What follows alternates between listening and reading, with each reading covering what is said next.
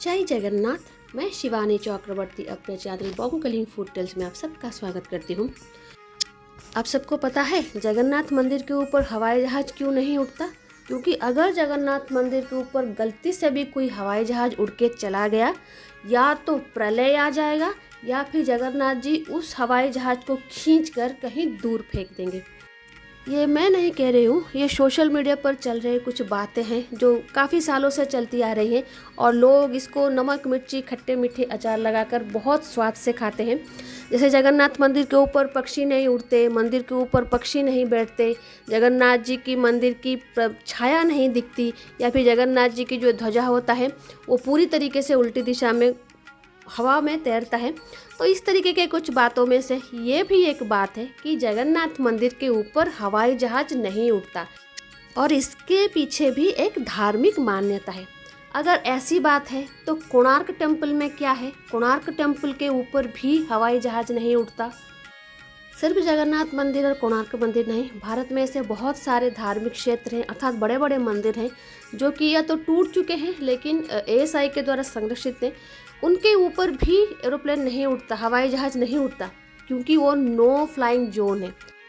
तो जाहिर सी बात है, सरकार की तरफ से अगर किसी जगह को नो फ्लाइंग जोन घोषणा की गई है तो उसके ऊपर प्लेन नहीं जाएगा। इसका मतलब नहीं है कि नहीं जा सकता, नहीं जा सकता और नहीं जाने में फ़र्क होता है। तो यहाँ पर बात आएगी कि जगन्नाथ मंदिर या फिर कोणार्क मंदिर ये नो फ्लाइंग जोन में क्यों आते हैं। सबसे पहले ये दोनों ही एंशिएंट टेम्पल्स हैं और भी बहुत सारे टेम्पल्स हैं जो नो फ्लाइंग जोन में आते हैं और इनकी सुरक्षा सर्वोच्च प्राथमिकता होती है। आप सबको पता है, इतने बड़े बड़े ऑब्जेक्ट्स जो आसमान में उड़ते हैं, हवाई जहाज हो या फिर हेलीकॉप्टर हो, तो ये बहुत ही भारी भरकम चीज़ें होती हैं और ये मनुष्य के द्वारा बनाए गए यंत्र ही हैं।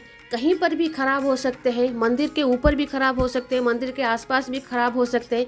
तो अगर ये ख़राब हो गए और वो गिर गए, और कभी ऐसा ना हो कि मंदिर के परिसर के अंदर गिरे या फिर मंदिर के ऊपर गिरे, तो अभी का हज़ारों साल पुराना जो स्ट्रक्चर है क्या वो बचेगा? जान माल का नुकसान होगा वो तो अलग चीज़ है, लेकिन शायद मंदिर सुरक्षित ना रहे। तो इसको ध्यान में रखकर यहाँ पर नो फ्लाइंग जोन डिक्लेयर किया गया है इन सारे मंदिरों के ऊपर। इनकी सुरक्षा ही प्राथमिकता होती है, इसीलिए इन मंदिरों के ऊपर हवाई जहाज नहीं जाता।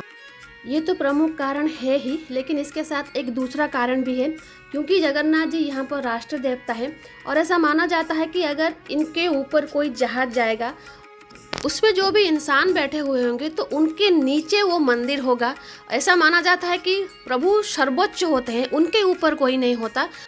तो ये भी एक कारण है कि जगन्नाथ मंदिर के ऊपर मतलब कोई हवाई जहाज या फिर हेलीकॉप्टर को परमिशन नहीं दी जाती। ऐसा भी नहीं है कि हाल फिलहाल में कभी उड़ा नहीं है। अभी कुछ दिन पहले उड़ीसा के एक MP हैं जिनका संबंध राज परिवार से है, तो वो अपने संबंधियों को लाकर हेलीकॉप्टर में ऊपर उड़ रहे थे और वो दिखा रहे थे मंदिर ऊपर से कैसा दिखता है। और ये 2.5 महीने पहले की बात है, काफ़ी कंट्रोवर्सी उसको लेकर हुई थी। और जब रथ यात्रा होती है तो गवर्नमेंट की तरफ से भी चॉपर्स उड़ते हैं वहाँ पर रथ के ऊपर फूल फैलाने के लिए।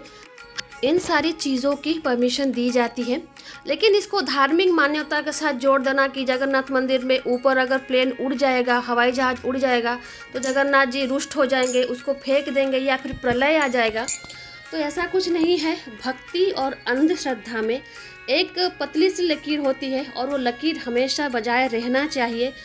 जगन्नाथ जी को लेकर बहुत सारी गलत जानकारियाँ, फेक न्यूज़ सोशल मीडिया पर तैरती रहती हैं जिसका वास्तवता से कोई लेना देना नहीं होता। ये सच बात है, वो प्रत्यक्ष देवता है और वो वहाँ पर विराजमान है। उनकी महिमा है, लेकिन उनकी महिमा को बखान करने के लिए झूठ का सहारा या फिर अंधभक्ति का सहारा लेना हमें ये ठीक नहीं लगता। इसलिए हम अपने वीडियो के माध्यम से एक एक चीज़ बताते रहते हैं आपको कि क्या सच है क्या गलत है। तो उसी क्रम में ये था आज का वीडियो। आई होप ये इन्फॉर्मेशन आपको अच्छा लगा होगा। तो आज के लिए इतना ही, रहते हैं। जय जगन्नाथ, जय माँ काली।